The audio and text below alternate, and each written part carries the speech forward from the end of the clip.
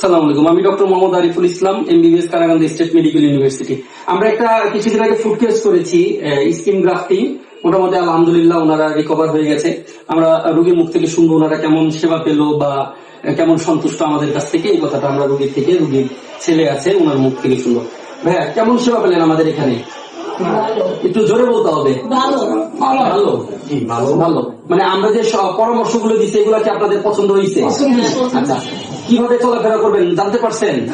কেন হয়েছে এই ঘাটা এটাও জানতে পারছেন? আমরা যে এখানে আপনার অপারেশন করলাম, তারপরে সেবা দিলাম, এতে কি আপনার অনেক টাকা খরচ হয়ে গেল? হ্যাঁ, টাকা পয়সা কম গেছে। ঠিক আছে, তাহলে এরকম কোন রুগী টুগী থাকলে আমাদের এখানে অ্যাডভাইস দিবেন।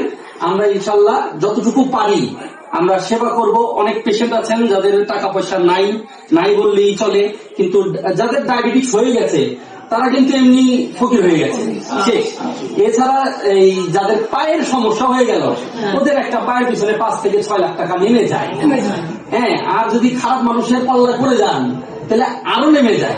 ঠিক আছে, তো এগুলো বিভ্রান্ত না হয়ে আমার কাছে চলে আসবেন ইনশাল্লাহ। যার কাছে টাকা নাই আমি চেষ্টা করব তাকে বিনা পয়সায় যদি অপারেশন লাগে আমি করে দিব, শুধু আপনারা মেডিসিন সাপোর্টটা দিবেন। ইনশাআল্লাহ আমি এই যে কাজগুলো করি, সব ধরনের অপারেশন করে থাকি, এগুলো আমি করে দিব।